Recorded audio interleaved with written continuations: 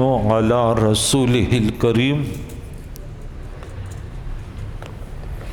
اللهم ربي زدني علما والحقني بالصالحين اللهم ربي اشرح لي صدري ويسر لي امري واحلل عقدة من لساني يفقهوا قولي سبحانك لا علم لنا الا ما علمتنا انك انت العليم الحكيم اعوذ باللہ من الشیطان الرجیم بسم اللہ الرحمن الرحیم وَإِن يَمْسَسْكَ اللَّهُ بِضُرٍّ فَلَا كَاشِفَ لَهُ إِلَّا هُوَ وَإِن يَمْسَسْكَ بِخَيْرٍ فَهُوَ عَلَى كُلِّ شَيْءٍ قَدِيرٌ وَهُوَ الْقَاهِرُ فَوْقَ عِبَادِهِ وَهُوَ الْحَكِيمُ الْخَبِيرُ صدق اللہ خالقنا العظیم۔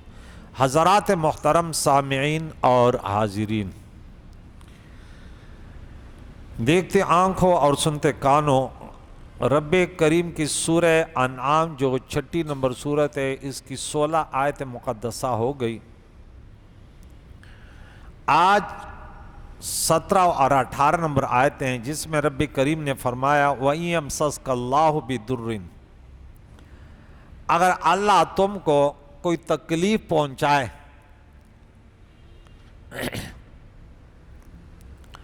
فلا کاشف لہ، اس کا کوئی دور کرنے والا نہیں ہے، مقابلے میں کوئی نہیں ہے کائنات میں۔ اللہ کے ارادے کو کون ٹال سکتے ہیں؟ الا ہو، سوائے اللہ کے۔ آج کا درس بڑا قابل توجہ ہے، اور سنیوں کا عقیدہ سننا ہے تو یہ درس سن لو کہ کس قدر قرآن پاک میں تمام احکام تفصیل سے بیان ہیں۔ اب دیکھیں، ہر سوال میں جو اعتراض کرتے اس کا جواب بھی موجود ہے۔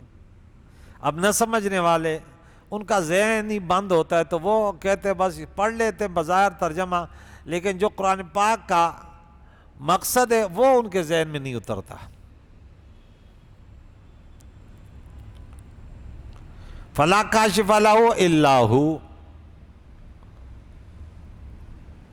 وَإِن يَمْسَسْكَ بِخَيْرٍ فَهُوَ عَلَىٰ كُلِّ شَيْءٍ قَدِيرٌ، اگر وہ تمہیں بھلائی پہنچانا دے تو پہنچانا چاہتے تو ہر چیز پر قادر ہے۔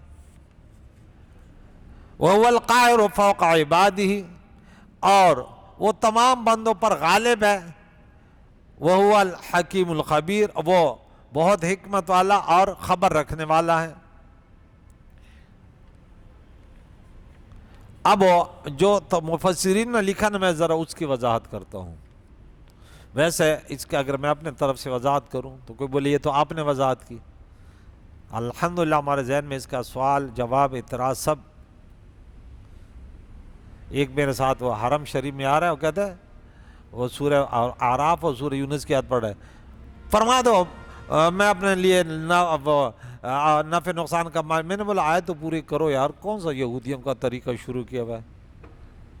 لام لے گولے نفس نفع ولا ضر۔ میں نے بولا آگے والا جملہ یہ تو مستثنیٰ منہ ہے، اور مستثنیٰ بھی تو ہے نا۔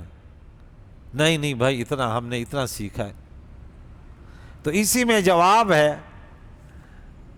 کہ الا ہو، بس۔ کتنا پیارا جملہ، الا ہو۔ اب اللہ دور کرے گا تو کیسے دور کرے گا؟ اب اسے دیکھیں، آگے چلتے ہیں ماشاءاللہ۔ رب کریم نے ان آیتوں میں فرمایا اگر تمہیں کوئی ضرر پہنچائے تو اس کے سوا کوئی اس ضرر کو دور کرنے والا نہیں، اور اگر وہ تمہیں کوئی نفع پہنچائے تو وہ ہر چیز پر قادر ہے، اور وہیں تمام بندوں پر غالب ہے، اور وہ بہت حکمت والا اور بہت خبر رکھنے والا ہے۔ حقیقی حاجت روا، کارساز اور مستعان سب مسلمانوں کا عقیدہ ہے، یا اہل السنت و جماعت کا عقیدہ بیان ہو رہا ہے، وہ صرف اللہ ہے حقیقی۔ اس پہلے آیتوں میں کیا بتا؟ آپ کہیے کہ میں اللہ کے سوا کسی اور کو کارساز بنا لوں جو آسمانوں اور زمینوں کا پیدا کرنے والا ہے؟ ایسے نہیں کرتا، اور وہ سب کو کھلاتا ہے اور اس کو کھلایا نہیں جاتا، اس کا حاصل ہے کہ اللہ تعالیٰ کے سوا کوئی حقیقی حاجت روا نہیں، اور اسی مطلوب پر یہ آیت دلیل ہے جو اب ہم پڑھ رہے ہیں، اگر تمہیں ضرر پہنچایا تو اس کے سوا اور کوئی ضرر کو دور کرنے والا نہیں، اگر وہ تمہیں نفع پہنچایا تو وہ ہر چیز پر قادر ہے۔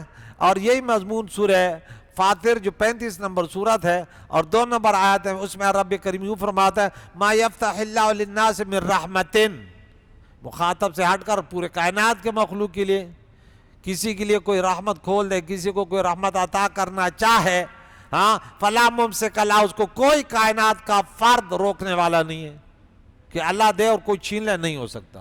قرآن کہہ رہا ہے، اللہ کے مقابلے میں تو ایسے نہیں ہے۔ لیکن اب اس میں پھر بہت سارے سوال و جواب ہیں، سمجھنے والے سمجھ جاتے ہیں کہ اللہ نے تو زندگی دی، کسی نے گولی مار دی، اس نے تو اس کی زندگی چھین لی، آپ کہتے ہیں نہیں چھین سکتے۔ تو یقیناً جو ایمان سے آ رہی ہو اور شیطان سے جس کی یاری ہو، پھر اس کے ذہن میں اس قسم کے سوالات آتے ہیں۔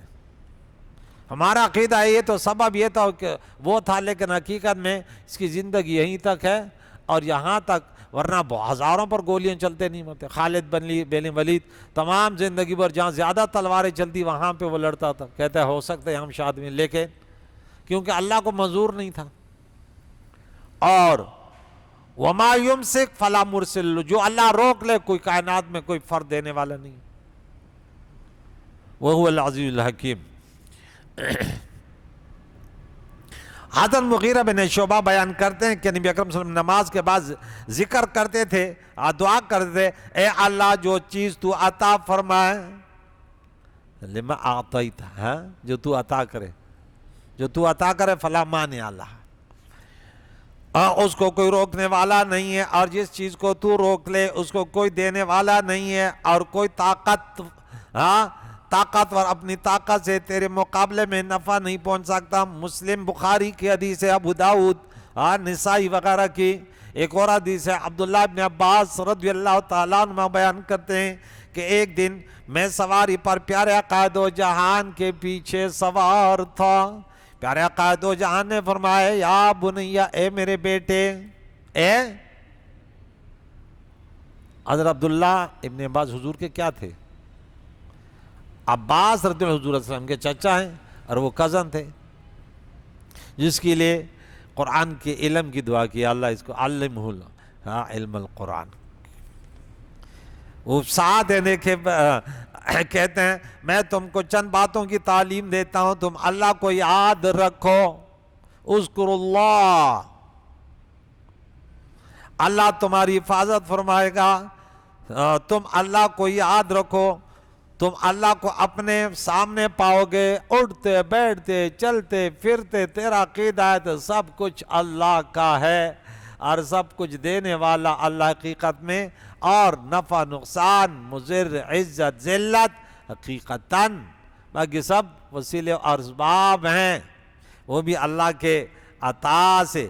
جب تم سوال کرو، حضرت عبداللہ رضی اللہ عنہ فرماتے ہیں تو سوال کرو، اللہ تعالیٰ سے سوال کرو، اور جب تم مدد طلب کرو تو اللہ تعالیٰ سے مدد طلب کرو، اور جان لو کہ اگر تمام وقت کو تم نفع پہنچانا چاہے تو وہ اتنا ہی نفع پہنچائے گا جو تمہارے مقدر میں اللہ نے کر دیا۔ سب یہ مفہوم بتا رہا ہوں، اگر پوری دنیا تمہیں مل کر نقصان پہنچائے، کتنے نقصان پہنچائیں گے؟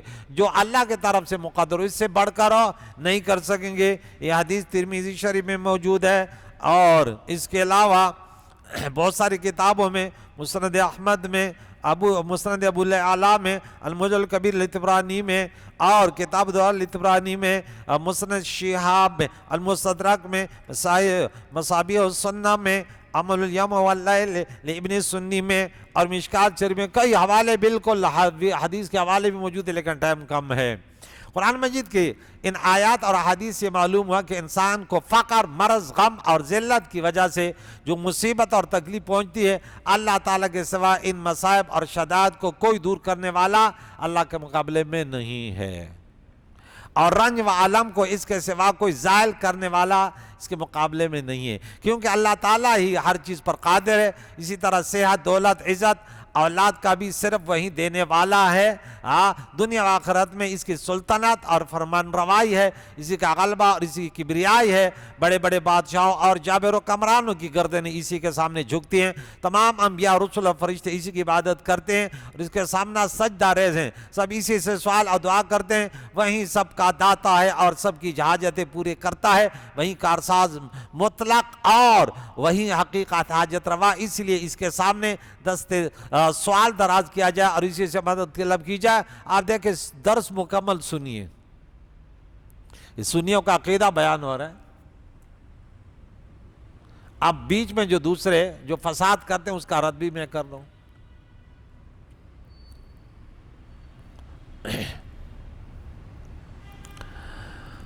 حدیث مبارکہ مکہ میں ہے کہ رسول اللہ صلی اللہ علیہ وسلم نے فرمایا تم سے ہر ایک شخص کو چاہیے کہ وہ اپنی حاجت میں اپنے رب سے سوال کرے، حتیٰ کہ نمک کا بھی اس سے سوال کرے، اور جب جوتے کا تسمہ ٹوٹ جائے، چھوٹی سی بات ہے، وہ بھی اللہ سے مانگے. وہ بھی اگر کسی کی دعا قبول نہیں ہوتی تو وہ جلدی نہ کرے، وہ بلکہ مسلسل دعا کرتا رہے. ابو ہریرہ رضی اللہ بیان کرتے ہیں کہ اللہ کے نبی نے فرمایا جو شخص بھی اس قدر ہاتھ بلند کرے کہ سوال کرتے اس کے بغلے نظر آ جائے. آپ لوگ سوال کرنے سے بھی تکبر کرتے ہیں اور کہتے ہیں ہم تو یوں کرتے ہیں. مجھے بڑا اس پہ غصہ آتا ہے کہ دیکھ تو اب لوگوں کو اللہ تعالیٰ سے مانگنے سے بھی روکتا ہے. کہتے ہیں ہم تو چھپکے سے نکل جاتے ہیں. انا للہ و انا الیہ. الدعاء مخ العبادہ، الدعاء هو العبادہ.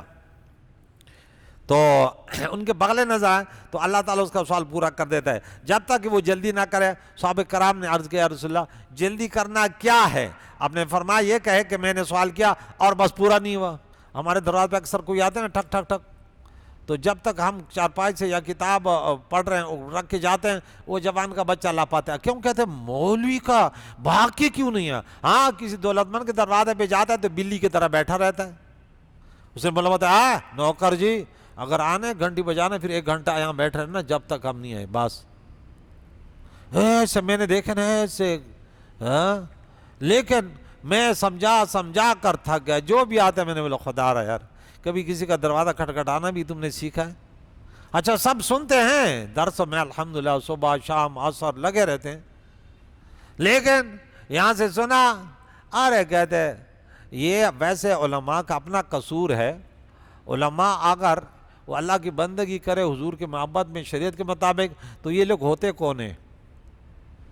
لیکن دراصل یہ دنیا پرست ہو جاتے ہیں تو اس لیے دنیا والوں کے نظروں میں کہتے یار یہ تو چندے والے، یہ تو بھکاری ہے. اللہ بچائے. غیرت مند علماء جو ہیں ماشاءاللہ آج ان کی عزت ہے دنیا میں. کوئی جو ہے نا روافظوں کے گود میں جا کے بیٹھ گئے. ایک ہے پاکستان میں آج کل نیا گمراہ ہوا ہے، تو اس کے کمنٹ میں جب پڑھتا ہوں تو سب رافضی ان کی تعریف کر رہے ہوتے، کہتے تو نے حق ادا کیا. میں نے بولا دیکھ اس سے بھی تو پتہ چلا کہ تو گیا. ہاں کوئی دشمن کی تعریف کرتا ہے تو اس کی اتنی تعریفیں کرتے ہیں.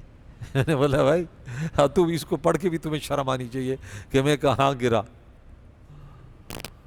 غیر کبھی مسلمانوں کی تعریف نہیں کرتے. صحابہ کے چاہنے والوں کی تعریف وہی کریں گے جو صحابہ سے محبت کرے، اہل بیت سے محبت کرے، پیارے نبی کی ایسے امتی ہو کہ دنیا دیکھ کر خود بھی کلمہ پڑھ لیں.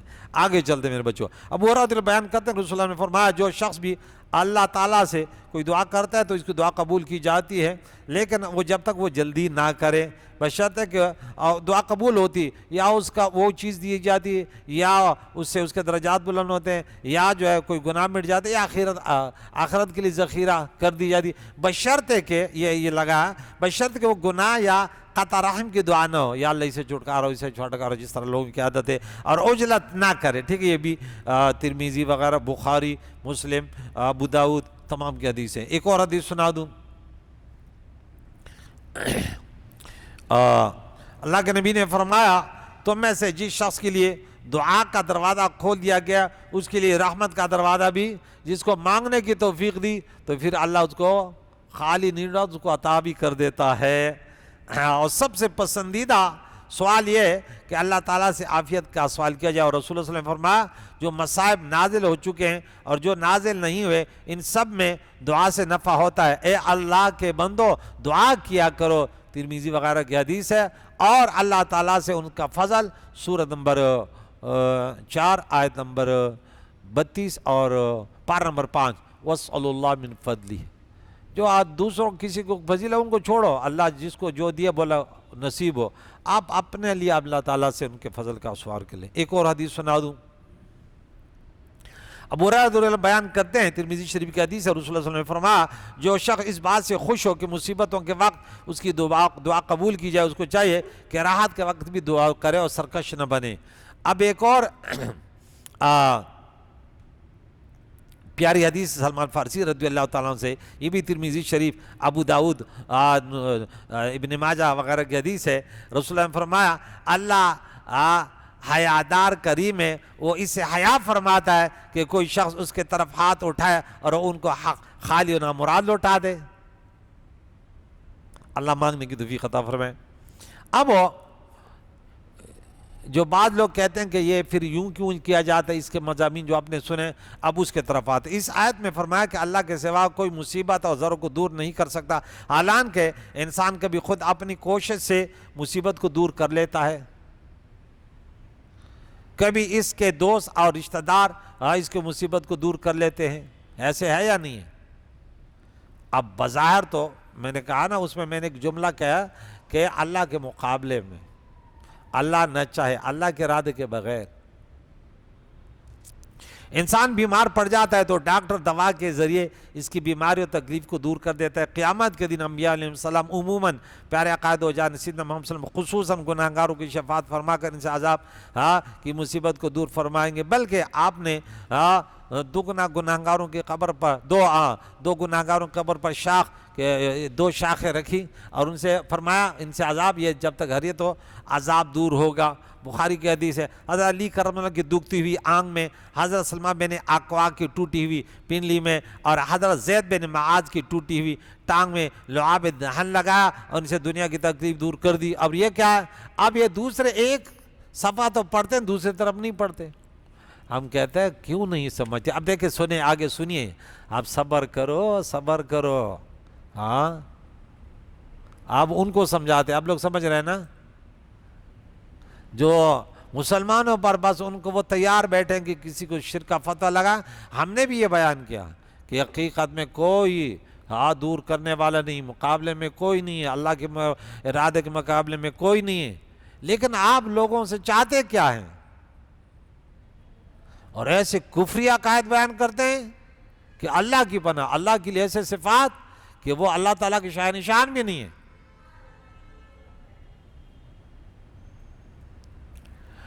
اور وہ شفایا پا گئے، یہ ٹھپ شفا۔ اچھا، امام بخاری نے بھی حضرت علی کی آنکھوں کی شفا کی حدیث روایت کی ہے، صحیح بخاری اچھا حدیث نمبر 3701 میں، اور نیز امام بخاری نے حضرت سلمہ بن اکوا کی ٹوٹی ہوئی پنڈلی کی حدیث بھی روایت کی ہے۔ اچھا، حدیث نمبر اس میں 4206 ہے، اور امام بخاری نے یہ روایت کی ہے کہ ابو رافع یہود کو قتل کرنے کے لیے حضرت عبداللہ بن عتیق گئے اور اس مہم میں ان کی ٹانگ ٹوٹ گئی، حضور نے اس پر ہاتھ پھیرا تو وہ اس طرح درست ہو گئی کہ کبھی ٹوٹی نہیں ہے۔ بخاری میں حدیث 4039 پر مرقوم ہے۔ ایسے بکثرت واقعات ہیں۔ اس طرح اولیاء اللہ کی کرامتوں سے بھی لوگوں کی بیماریاں اور ان کے مصائب دور ہو جاتے ہیں، اور یہ تمام امور اس آیت کے مخالف ہیں بظاہر، کہ بھئی وہ تو کہتے کوئی دور نہیں کر سکتے، اور پیارے قائد و جانیوں کو صحیح ہو گیا تو دور ہوگی تکلیف۔ اب اگر کوئی نہیں سمجھتا تو تضاد ہے نا، تو کہتے ہیں اب نہ سمجھنے والوں کے لیے تضاد ہے، ہمارے لیے تو کوئی تضاد نہیں ہے۔ یہ جو اللہ ہے تو اللہ کا یہی تو معنی ہے۔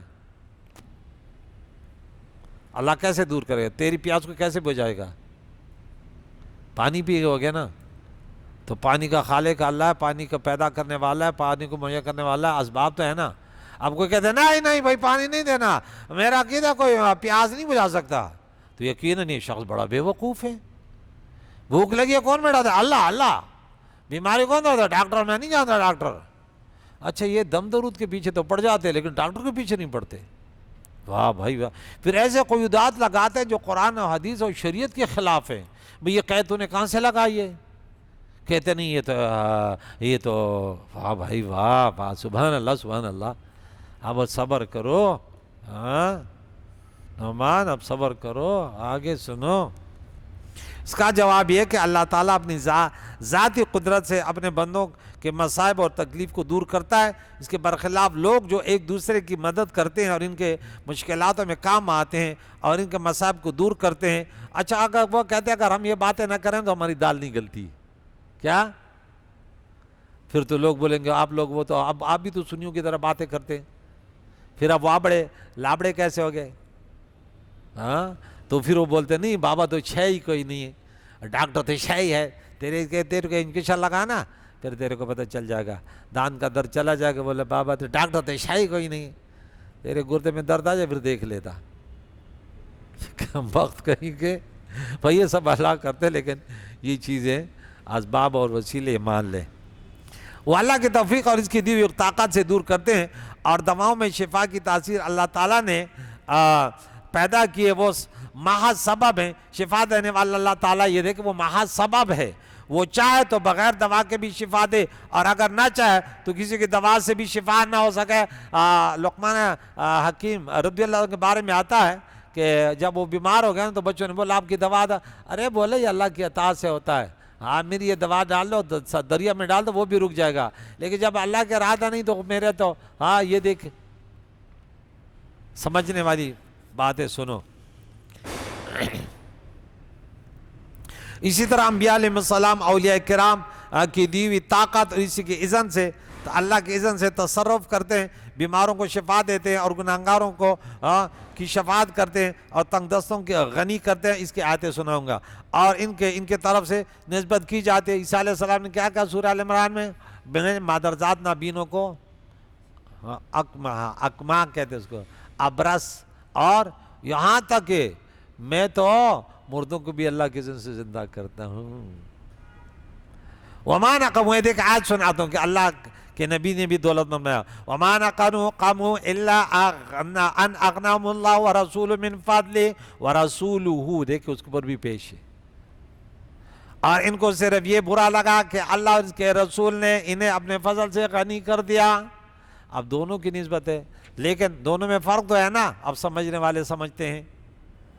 دیکھیے حقیقت میں غنی کرنے والا صرف اللہ ہے، لیکن اللہ تعالیٰ نے فرمایا اللہ اور اس کے رسول، اللہ خود فرماتا ہے انہیں اپنے فضل سے غنی کر دیا. سو معلوم ہوا کہ ایسا کہنا جائز ہے. البتہ یہ اعتقاد ضروری ہے کہ اللہ نے اپنی ذاتی قدرت سے غیر متناہی ازلی ابدی قدرت سے غنی کیا، اور رسول اللہ صلی اللہ علیہ وسلم نے اللہ کی دی ہوئی قدرت اور ان کے اذن سے غنی کر دیا. اسی طرح قرآن میں وَإِذْ قُولِ الَّذِي أَنْعَمَ اللَّهُ عَلَيْهِ وَأَنْعَمْتَ عَلَيْهِ، اللہ نے اور تو نے اس پر انعام کیا. دیکھ انعمتا علیہ، ظاہر ہے کیا اللہ منعم حقیقی ہے، اور آپ نے اللہ کی دی ہوئی قدرت اور اس کی اذن سے انعام فرمایا. مگر اللہ تعالیٰ نے انعام کرنے کی نسبت دونوں کی طرف کی ہے. اور حضرت جبرائیل کی طرف کیا نسبت کی کہ قال انما انا رسول ربک لأہب لک غلاما زکیا. جبریل نے کہا کس سے؟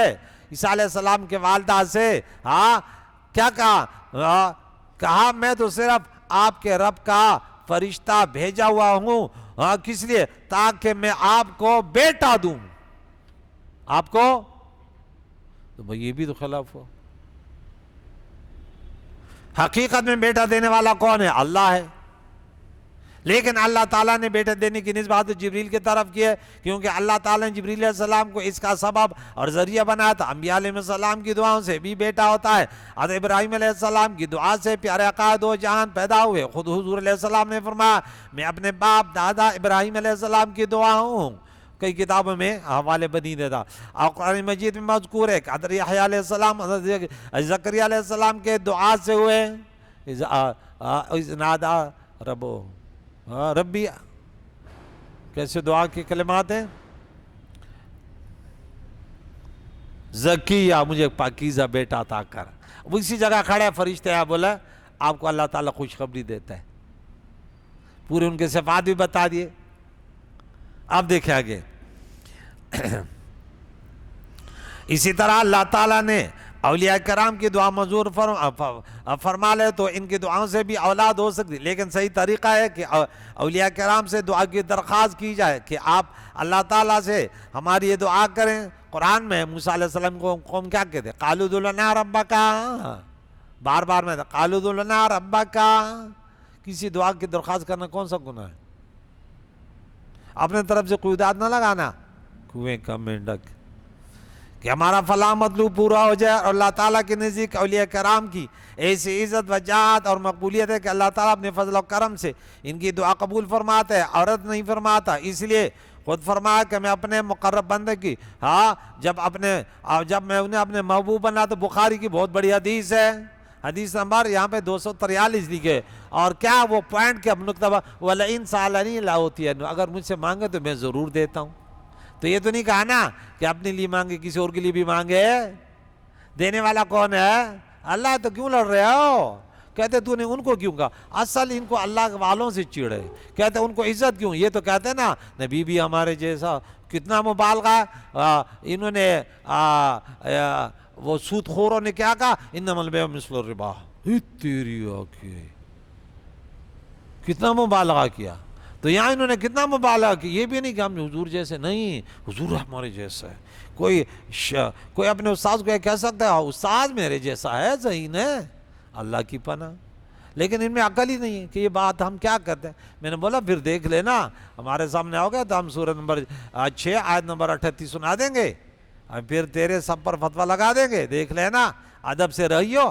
اچھا سب کا ادب کرتے ہیں، لیکن جب نبی علیہ السلام کا نام آتا ہے تو وہاں یہ کہتے ہیں دیوار کا پیچھے کا پتہ نہیں ہے، فلاں نہیں ہے، فلاں نہیں ہے، یوں لگ رہا ہے ان کو صحیح ڈالر کھلائے گئے۔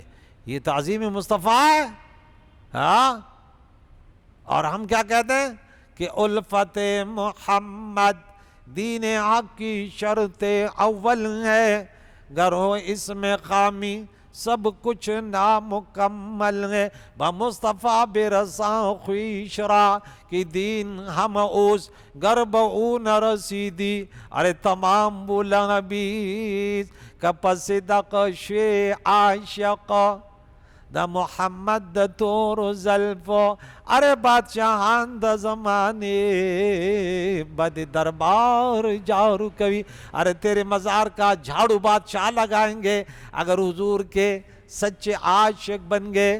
جیسے حضرت بلال حبشی پیارے نبی کا ہر صحابی کیا شان والے ہیں، ہاں، خاک ہو جائے گستاخ جو رسول اللہ کے صحابہ کے بارے میں حضور نے فرمایا یاد رکھیو ان کی محبت میری وجہ سے میرے نبی کے صحابہ۔ اور دیکھیں ان غریبوں کو تو محبت کا پتہ بھی نہیں، اندھے کو کلروں کا کیا پتہ، ہاں۔ مجنون نے ایک عورت سے محبت کی تو اس عورت کے محلے کے کتے کو گلے لگا کے ان کے آنکھوں کو بوسہ دیا۔ لوگوں نے جب ملامت کیا تو کہنے لگے دعوا الملام فإن عینی رأت مرۃ فی حی لیلا، ان کتے سے میں نے پیار کیا، مجھے ملامت نہ کرو، ایک مرتبہ میں نے اس کو لیلا کے کوچے میں دیکھا تھا۔ لیکن غریبوں کو محبت ہو تو ڈالر سے بڑا پیار ہے، حب الدنیا رأس کل خطیئہ۔ تو یاد رکھیں آگے تفصیل بہت ہے کہ ہمارا عقیدہ پختہ ہے، سب کچھ اللہ کے اختیار میں، دینا روکنا، لیکن یہ وسیلے و اسباب یہ چیزیں، یہ اس میں پڑ جانا اور پھر اللہ والوں کے پیاروں کے پیچھے پڑ جانا، یہ کتنی بڑی بدبختی ہے۔ میرے بہرحال آپ یہ درس سنو گے انشاءاللہ تفصیلاً۔ میں نے احادیث مبارکہ نفی کا معنی آپ لوگ جانتے ہیں کہ وہاں کیا حقیقت میں اللہ تعالیٰ ذاتی طور پہ دیتا ہے، غیر متناہی طور پہ دیتا ہے، ابدی ازلی طور پہ دیتا ہے۔ انسان کا دینا سب سے پہلے تو وہ اللہ تعالیٰ کا دیا ہوا ہے، اور دوسری بات ہے حادث ہے، محدود ہے، کیا ہے؟ تو اتنے فرق بات ہے نا اللہ تعالیٰ کی صفات اور بندے کی صفات کو اب کہاں ملا؟ کہتے ہیں نہیں یہ تو اکثر آتے ہیں نا، میں نے بولا دیکھ صحیح، وہ صفات وہاں سے شروع کریں جو اللہ تعالیٰ کے قرآن میں صفات ہے، اگر وہ بندے کے لیے ہیں تو پھر کیا کرو گے؟ اس غریب کو یہ بھی پتہ نہیں کہ یہاں تو مشاکلت فی اللفظ ہے، کیا ہے مشاکلت فی اللفظ تو جانتے ہو نا، اس غریب کو یہ بھی پتہ نہیں ہے۔ اور آ گیا مناظرے کرنے آ گیا۔ اللہ تعالیٰ میں قرآن پاک کو سمجھنے، اس پر عمل کر کے جو عقیدہ 1400 سال مسلمانوں کا رہا اہل سنت والجماعت کا، اسی کو سیکھ کر اسی پر اپنی زندگی گزار کر اسی پر ہماری موت ہو، قیامت کے دن پیارے نبی کی امت میں ہمارا حشر ہو۔ صلی اللہ تعالی محمد و صحبہ اجمعین برحمتک یا ارحم الراحمین۔